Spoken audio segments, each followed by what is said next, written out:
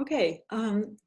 welcome everyone to Unlearning Ableism. This is our second recording for the fall semester 2020. Today we're going to be answering questions from our community. We sort of sent out a form and we asked people to ask us questions, big and small, about disability experience and accessibility, disability culture, and we got some really great questions. So we're just going to kind of read out 3 of them and talk about them. So maybe before we start, let's go around and introduce ourselves with our names, pronouns, and our position at the Disability Cultural Center. I'll start. My name is Margaret Fink. My pronouns are she, her, hers, and I'm the director of the Disability Cultural Center. Lily, do you want to go next? My name is Lily, Lily. My pronouns are she, her, hers. I'm the program coordinator of the Disability Cultural Center. Cool, thank you. Sylvie? Hi, my name is Sylvie. I use she, her, and hers pronouns, and I'm the graduate assistant at the Disability Cultural Center. Cool. Jordan? Hi everyone, I'm Jordan. I use she, her, hers, and they, them, theirs. I'm one of the graduate student workers at the DCC as well. Great. Okay, so our first question, we let people be anonymous. So this is from an anonymous asker. I'm just gonna read this out. Okay, so the question is, how do you talk to professors, supervisors, co-workers, and peers about less visible disabilities like anxiety or gastrointestinal disorders? They can have such a great impact on a person's ability to be quote unquote productive, but many people don't understand anything about them.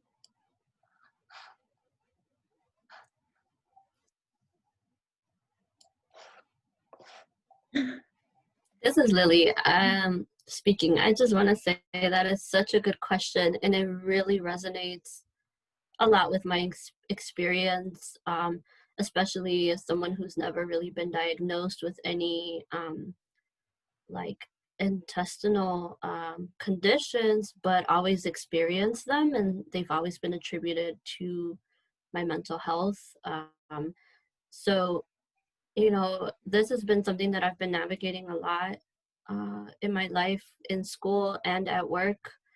And I think it's always a challenge, at least for me, to be able to readily talk about my accessibility needs within these conditions, because I often find that, so I'm blind, and people readily, you know, there is some like, sometimes I do have a hard time getting my accommodations like assistive technology or like accessible documents and such, but I find that people generally are like, okay, let's figure out how to make it happen. But when it comes to things like teleworking or, you know, like just needing to take more breaks or something like that for my non-apparent conditions, that's often requires a little bit more explaining, and even more, sometimes there's a little bit more hesitation to readily start thinking about how to implement these things. So that's why this question really resonates with me. Mm-hmm. This is Yeah, thanks, Lily. Oh, go ahead. we all have so much to say. It's a great question. I'm just going to make another comment about how good of a question this is. I think the other thing that is interesting and like tricky about things like anxiety or maybe a gastrointestinal disorder is that they vary from day to day in terms of like your productivity, and so it's not always easier when you have a really consistent accessibility need, but it can be. And so I think that's another one of the challenges that this particular situation is bringing up. Yeah, so this question had me thinking a lot about how my strategy for dealing with this has changed a lot over time. I've been dealing with a number of chronic illnesses for about 15 years. And they really range in people's familiarity. Like, have they heard of it before? Do they know what it is? Do they think it's really gross? Like, I have some reproductive diseases and some GI, gastrointestinal diseases, and sometimes people just feel like that's off limits no matter what. And when I was younger, I think when I was first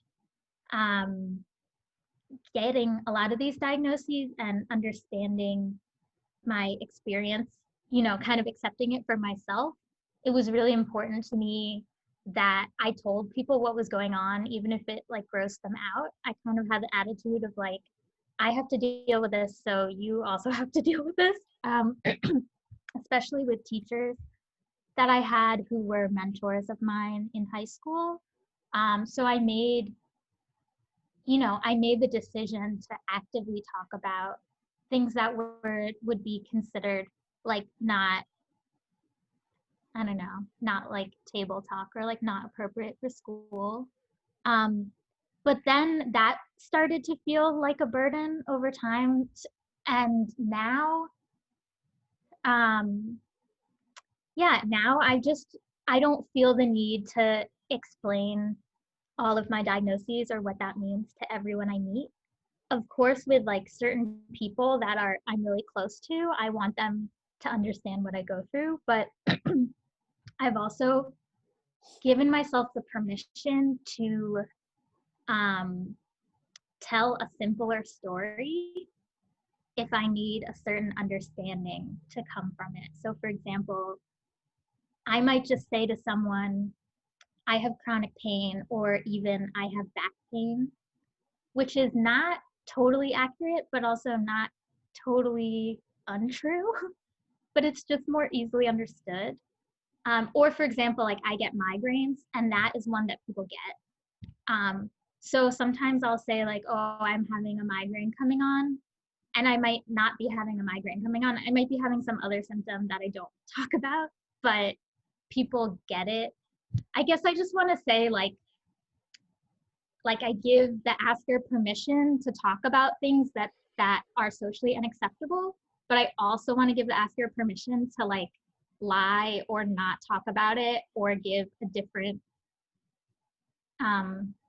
set of facts if that like feels more appropriate, especially appropriate for you, especially if it's like with a professor that you don't have a super close relationship with, or someone that you may not have a long-term relationship with, but maybe you're working with them in a group project for 2 weeks and you don't want to like go into your whole life story.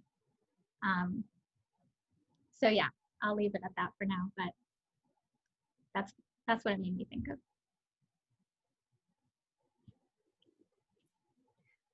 This is Lily. I also want to kind of say that my experiences with school accommodations have been really different from like my work accommodations. Yeah. So sometimes like with sometimes I just kind of want to say like at the Disability Cultural Center, we also want to talk to staff and faculty members that are disabled, and we do have availability to meet with staff to be able to sort of talk through a plan and be able to, if you just need that, like to talk to someone who also knows a little bit about the accommodations process, or the just sort of like how do we navigate that as someone with a lived experience. So So this is Margaret. Just a couple of like very practical pieces of advice, and it might be stating the obvious, but maybe not. That's why I thought I would say it. It's like, there's a whole range of ways to disclose that you could consider. So, and I will note that we're kind of talking about like, you do kind of give someone a heads up that you may be less productive on certain days or less able to work on certain days. And, you could broach that topic without an official accommodation first. And depending on how it goes, you could say, oh, I don't know, maybe you might decide to go through some of the more official channels where, you know, kind of like either the DRC, the Disability Resource Center, or OAE, they're in charge of employee accommodation, would kind of look at medical documentation and certify that you are eligible for certain accommodations, like, you know, maybe working from home if we were in person, or flexibility about deadlines, this kind of thing. So, okay, all of that to say, you could consider something from saying, okay, I have a condition that makes it difficult for me to work on certain days. Sometimes it's unpredictable. And then just kind of talking to your employer or your peers or your professor about, okay, here are some possible workarounds, or can we like figure out kind of an alternate game plan if this comes up? And in that version, you are just saying there's some condition and you're not saying what it is at all the way up to you kind of disclose pretty, you know, frankly, what is going on, in case, you know, if you think that that might help with understanding, people understanding the situation in a way that is helpful. So I just wanted to flag that there's a whole range of like possible disclosures that you could consider. And there's also like different reasons to disclose too. So we've been talking about accommodations, and I think that's like one important motivator that might be like why someone wants to disclose. But I think I may be just like projecting or reading into this person's question, but for me, some of what's been difficult about having non-apparent disabilities is the feeling of like nobody understands what I'm going through, or nobody gets what's happening because it's not on the surface. And I just want to say, like, if that's what you're seeking out, like kind of compassion and just someone being like, I'm witnessing this with you, or I'm here with you, you don't, like, that's a legitimate thing to seek out in and of itself. It doesn't have to be that you're seeking an accommodation. You could just be like looking for, I don't know, some companionship. And that's, I think it would change, for me, it would change the decisions I would make about what to share, depending on like what I was looking for out of the conversation. But a lot of times I've been fearful of disclosing when I'm looking for that sort of companionship. And then after the conversation, you know, a lot of times the person that I'm talking to will disclose that they also have some sort of unapparent disability that I knew nothing about, or someone in their family does, or a good friend. And it's actually has like opened connection and relationship for me with a lot of people. Yeah.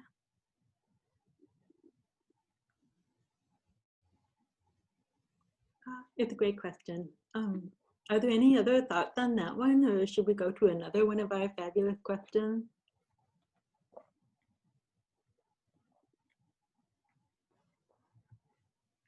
Okay, I'm going to read another one. So this one is about language. So just a note, if anybody who is watching this may want to submit a question, our form is anonymous by default, but you have the option of identifying yourself, and this person chose to identify themselves as the asker. So this is from Mario Lucero, and I'm just going to read what he wrote. So there's this one word that's used everywhere and is rarely addressed: walk through or walk through. Isn't this word triggering if you're not able to walk? Like if I were to tell a new employee or a student about doing an orientation walkthrough, or I would walk them through a process, etc., what would be a more inclusive word replacement? Or what do you think about all of this?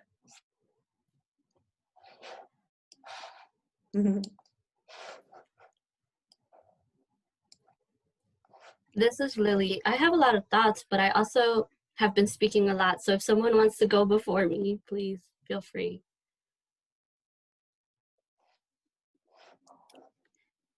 Okay, I'll share my thought.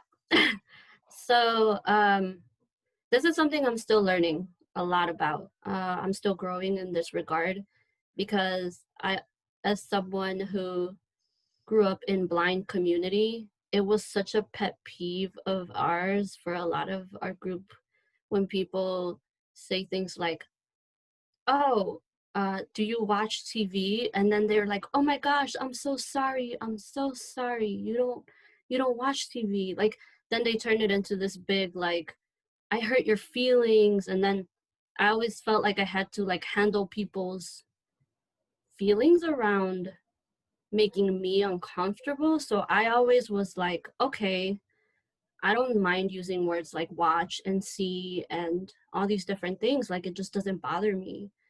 However, now that I'm older, certain other words for other conditions, for some other communities, I'm finding that this might not actually be the case all the time for other people. They might actually prefer that we not use certain terms. So I don't know. I guess I don't know if things are changing or if it's really like variable. And it's something that I'm still personally exploring.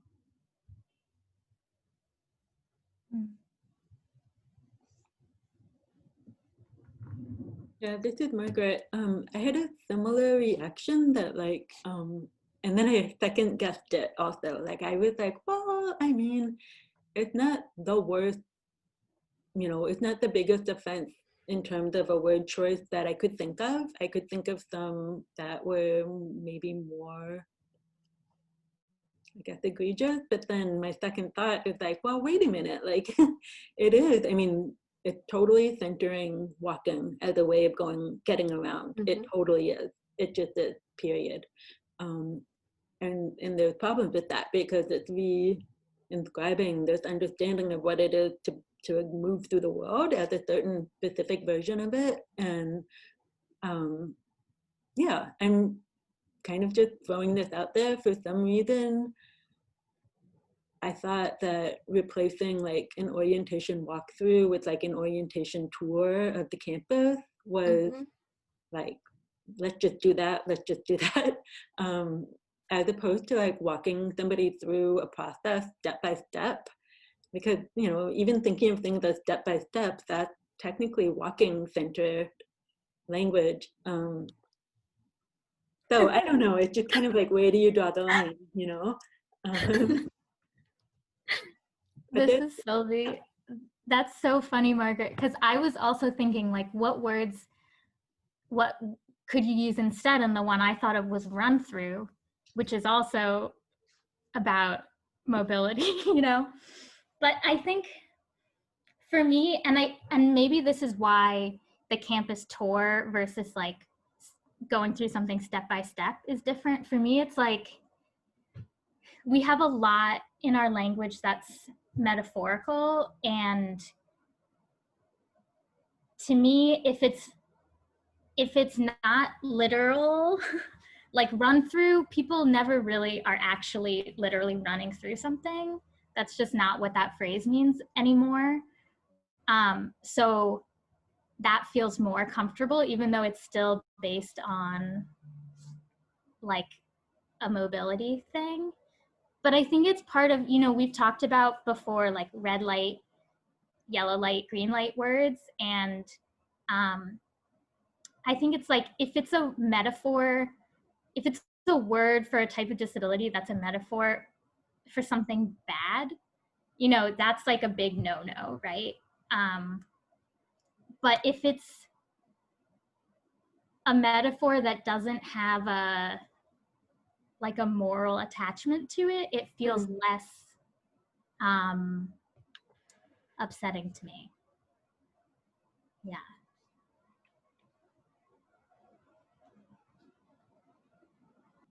Yeah, this is Jordan, and I feel like with everything that's already been said, I totally agree as well.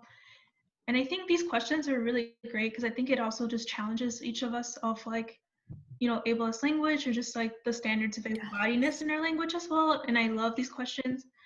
And I think it's really fascinating to think of like what we might think about or not, you know, especially since, you know, I personally don't have mobility disabilities, so I don't always like, doesn't always click to me right away, you know. I think, yeah, just to kind of agree and like with everyone what they're saying, and just know that like, I think, yes, if it's like metaphor, sometimes, you know, we can navigate through that. But also know that, you know, we're still learning and growing, and, you know, our language is not always going to be perfect, but it's good that we're kind of challenging each other and kind of like questioning why do we use certain words, and like, you know, trying to challenge yourself using other words. But yeah, let's get to that. This is Sylvie. Just like to bring it back to what Lily said to start us off, though, I think it's important to not turn our like desire to use non-ableist language into like a performance or a whole lot of emotional labor that we're like then putting on the disabled person in question. So yeah, because we do get a lot of interest and questions about language and etiquette, and they're important. I don't want to say that they're not important, but there's also like a lot of other things that are going on with ableism that aren't about like people calling you a bad name, and that sometimes feel more urgent or relevant. And so yes, let's keep challenging ourselves to create language that doesn't come from ableism. And also like, let's remember that if someone's saying, you know, this is really not the point right now, we can like take a breath and let that go, and move on to the next, whatever is next.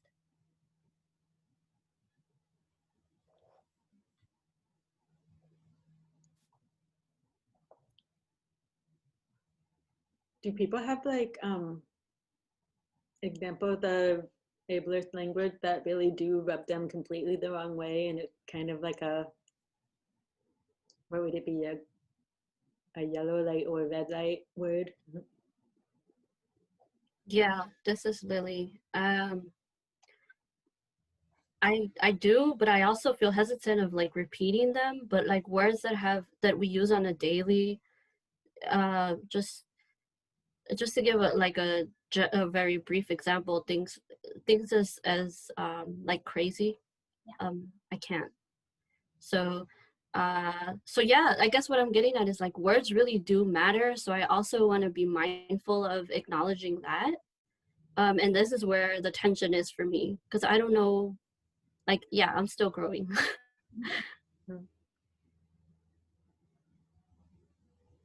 Yeah, I think for me, like crazy is a big one.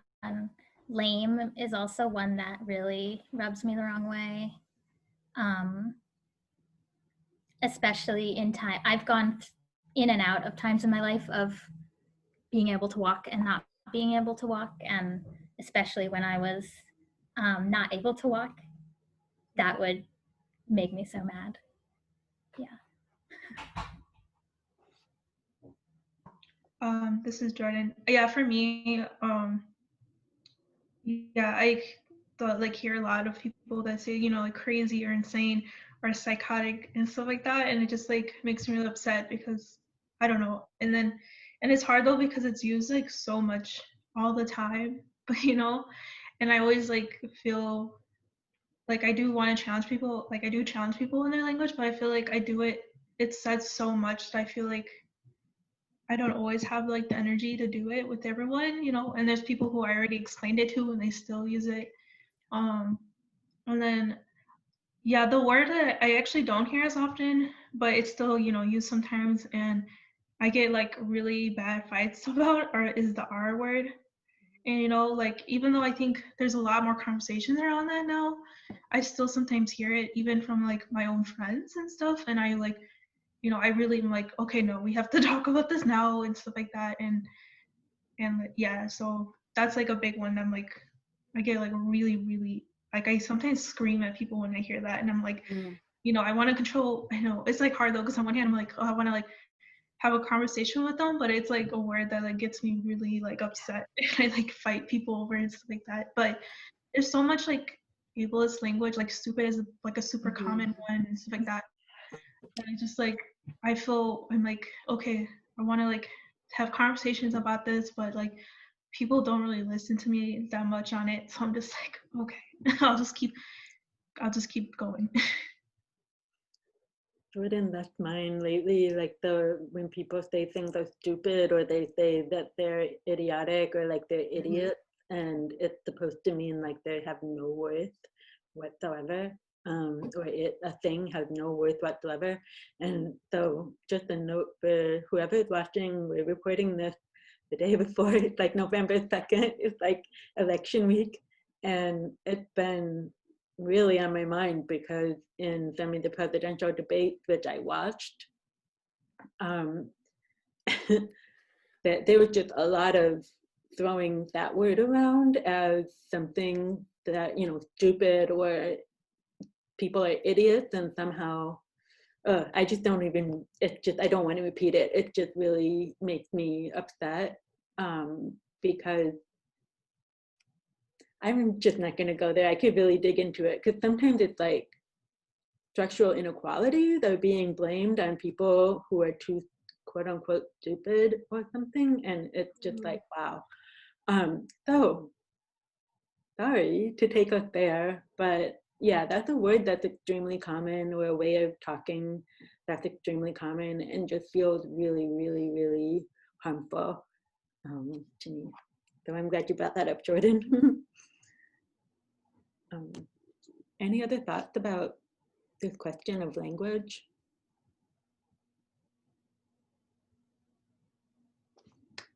Okay, we have a third question.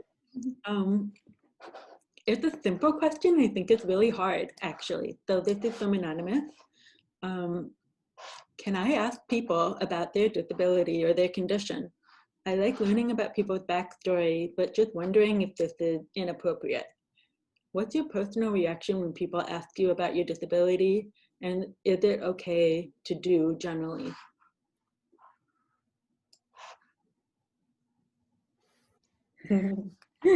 Like, think about that one.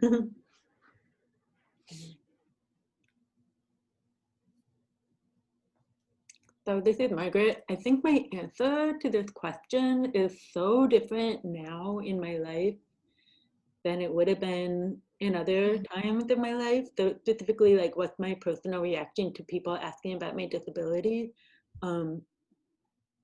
I think now I'm just in a better, like I've done a lot of work against my own internalized ableism. And I do remember periods where I would become intensely uncomfortable when somebody was asking me about my disability, or it would be I didn't feel offended by the question, but I just became upset in talking about it. But I would try to just be really matter of fact about it. And I think that's my approach now. I don't know, I kind of take it as a mark of curiosity most of the time in a good way, and I'm happy to answer it. But then I think the thing that we definitely need to bring up is that there's a whole thing where people will ask disabled people incredibly invasive questions about their history, and it ends up being this weird, like, can you explain yourself kind of a question more than anything. And I would say that one way that happens to me is just the way that I talk sounds different, and people ask me about that. So they'll be like, oh, where are you from? Like, I'm just in line at Walgreens checking out, where are you from? They just really want to know. And I've even had experiences where, yeah, I would just say, oh, I'm from Wisconsin, which is not an exotic place at all. And it's very close to Chicago. And I started later on saying, like, I think you're picking up on my deaf accent. And a couple people were like, oh, yeah, I didn't really think you were from somewhere else. I'm like, oh, brother, okay. But yeah, I'll start us off with all of that. It's not a very clear-cut answer to the question. This is Lily. I do think that you're bringing up context is really important, Margaret. For example, I get a lot of just people I don't know who will come up to me and think that it's okay to go deep into my history and ask about my history, or like, or I've even had people try to like prescribe certain treatments according to them, to like help me, or you know, I've had people pray over me, that kind of stuff. um and so there are days where I have like more ability to be kind and be more patient, but other days I am angry. um and other days, like there were there when I was younger too, I found myself making up stories, like stories that weren't really true, to see how far people would actually like believe me, or like how far they would ask me questions. And so I think, yeah, for me it's just really dependent on the context. I feel like now, with students, with the work that I do with students, faculty, and staff, I'm very willing to answer questions, just because I also don't want it to be like a stigma thing. But sometimes, like, if it's just solely on like this, if it's feeling a little like morbid curiosity, that's where I'm like, you know. Uh, so, but then this is for like my apparent condition, and then for like my non-apparent conditions, even when I talk about them, a lot of people actually kind of don't want to ask questions, because I guess it just feels too personal, or kind of like Sylvia was mentioning, a little bit more like uncomfortable for them. So Mhm. Yeah, this is Sylvie. I think it totally depends on the situation is like the easy answer. Um, yeah, I've also had strangers ask me inappropriate questions, especially when I'm using like mobility, like elbow crutches or wheelchair. And that always sucks. I've never had that encounter and been like, oh, that was great. But like you're saying, Lily, there's also this thing of fighting stigma and fighting the idea that we have to like keep it all to ourselves and be, you know, that this is personal or private and we should like not tell people. So I think in certain circumstances and cultures, it can be like really validating and freeing to be able to ask questions and answer them. And like you said, I think about it too as a work thing. Like when I'm at work and students come, even if they're, you know, they're strangers to me in that moment, I don't think of it as like that interaction on the plane with the flight attendant who's like asking me about my crutches. It's like, it's a different context. And in that context, especially when I'm like working the front desk, I feel like I can model openness and vulnerability, and that feels really good to be able to do.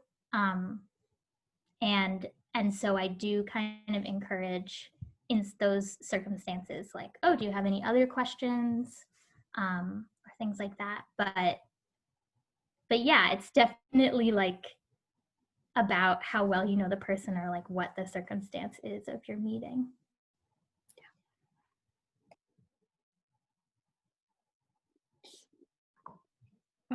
This is Jordan, and I also really agree with like, you know, it depends on the situation, and also sometimes even the types of questions that are asked as well. Because on one hand, like I still struggle with kind of talking about my specific diagnoses as well with folks. And I try to just use like broader terms, like this, like I say I'm disabled, or sometimes I'm like psychiatric disabilities, and you know, like pain related to my stomach and stuff like that. But sometimes I'm like very fearful sometimes to use my specific diagnoses, even, or the one both diagnosed, like officially diagnosed, and ones that I'm self-diagnosing myself, which is also another issue I have too, because people are very against that and very make that very stigmatized. And oh, I'm sorry if you hear weird noises, that's the cats in the background. But on the other hand, I also still really like to have conversations with people about this, because there's a lot of people I know who are still struggling with their own disability identities. They kind of ask me about mine, or they just like want to learn more about me. And I know, and sometimes I understand that. But yeah, I agree. I think sometimes it depends on the situation, and sometimes the specific questions asked, like, oh, you just said you were disabled. Like, can you elaborate like specifically on that, or stuff like that, versus like a way that I hear sometimes that I don't really like is like, what's wrong with you? Mhm. You know, and I'm like, nothing. What's wrong with you? Like, but it's all, yeah, I totally agree. But I think it's kind of cool that we're kind of finding new ways to like learn more about each other in ways that are not invasive, but at the same time, like, even if you ask somebody in like a way that's like, you're just like, hey, can you talk more about your disabilities? I think like a disabled person has every right to not tell you anything about that. That's totally fine. But I don't know. I also still think I need to work on my own, maybe like internalized ableism and like my fear of like stigma as well, and like my specific diagnoses. And I think that's okay to like not always want to talk about it. Like I'm very fearful talking about it with like, for example, my professors and stuff like that, where they know I'm disabled, but no one really knows like my specific diagnoses. But whereas like I talk more about that with like my friends, or I kind of bring it up, but I don't know. It's complicated, but I think it's okay. I think it depends. Like I also don't have like the experience of being asked by random strangers out, so it's like very different. It's like most of the time it happens like when I already disclose I'm disabled, and then I get the questions, but so it's a little bit different from my personal experience. Yeah. Oh, um, just really quickly, this is Margaret. One thing that you're reminding me is just if we think about the ideal conditions for disclosure, it's like high level of trust between the people, and then like equal power dynamic. And so just we've been talking about how the context matters, and I think that those would be things to think through when you're trying to think about whether you're gonna ask people about their conditions and their disabilities, and then just repeating what a lot of you have been clarifying for me. If your reason is along the lines of, wow, I'm experiencing you or your condition as anomalous, and I want an explanation, or like, what's wrong with you? I think, Jordan, that how you put it, and that's how a lot of people are, I think, deep down inside experiencing that question. That's like the version of the question that you might want to avoid, because it is kind of just not about connecting with someone, and it's not about solidarity and understanding their access needs, which I would say would be the two ways to ask the question that feel good to me.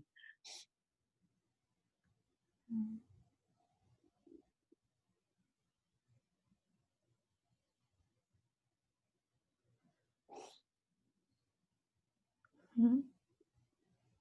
Any other thoughts on that one?